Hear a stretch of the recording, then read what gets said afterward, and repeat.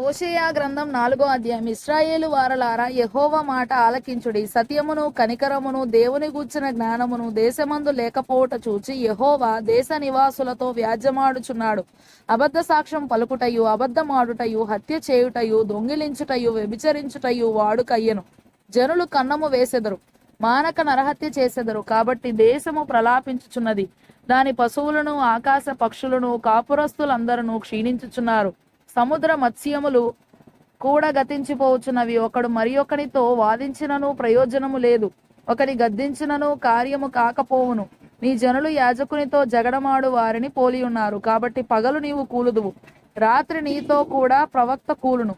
నీ తల్లిని నేను నాశనము చేతును. నా జనులు జ్ఞానము లేని వారై నశించుచున్నారు. నీవు జ్ఞానమును విసర్జించుచున్నావు గనుక నాకు యాజకుడవు కాకుండా నేను నిన్ను విసర్జింతును. నీవు నీ దేవుని ధర్మశాస్త్రం మరచితివి గనుక నేనును నీ కుమారులను మరతును. తమకు కలిమి కలిగిన కొలది వారు నా ఎడల అధిక పాపము చేసిరి గనుక వారి ఘనతను నీచ స్థితికి మార్చుదును. నా జనుల పాపములను జనుల పాప పరిహార బలిమాంసము యాజకులు తిందురు అని ఉన్నది.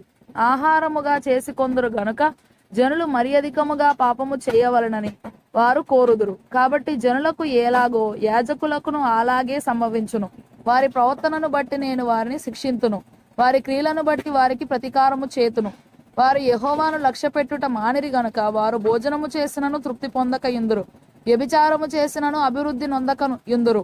వ్యభిచార క్రియలు చేయుట చేతను ద్రాక్షారసము పానము చేయుట చేతను మద్యపానము చేతను వారు మతి చెడిరి. నా జనులు తాము పెట్టుకొనిన కర్ర యొద్ద విచారణ చేయుదురు, తమ చేతి కర్ర వారికి సంగతి తెలియజేయును. వ్యభిచార మనస్సు వారిని త్రోవ తప్పింపగా వారు తమ దేవుని విసర్జించి వ్యభిచరింతురు. పర్వతముల శిఖరముల మీద బలులను అర్పింతురు, కొండల మీద ధూపము వేయుదురు. సింధూర వృక్షముల క్రిందను చినారు వృక్షముల క్రిందను మస్తకి వృక్షముల క్రిందను నీడ మంచిదని అచటనే ధూపము వేయుదురు. అందువలననే మీ కుమార్తెలు వేశ్యలైరి, మీ కోడండ్లను వ్యభిచారిణులైరి. జనులు తామే వ్యభిచారిణులను కూడుదురు, తామే వేశ్యలతో సాంగత్యము చేయుచు బలులను అర్పింతురు. గనుక మీ కుమార్తెలు వేశ్యలగుటను బట్టి నేను వారిని శిక్షింపను, మీ కోడండ్లు వ్యభిచరించుటను బట్టి నేను వారిని శిక్షింపను. వివేచన లేని జనము నిర్మూలమగును. ఇశ్రాయేలు, నీవు వేశ్యవైతివి, అయినను యూదా ఆ పాపములో పాలు పొందకపోవును గాక. గిల్గాలునకు పోవద్దు, బేతావెనునకు పోవద్దు, యెహోవా జీవము తోడని ప్రమాణము చేయవద్దు. పెయ్య మొండితనము చూపునట్టు ఇశ్రాయేలు వారు మొండితనము చూపి ఉన్నారు గనుక విశాల స్థలమందు మేయు గొర్రెపిల్లకు సంభవించినట్లు దేవుడు వారికి సంభవింపజేయును. ఎఫ్రాయిము విగ్రహములతో కలిసికొనెను, వానిని అలాగుననే ఉండనిమ్ము.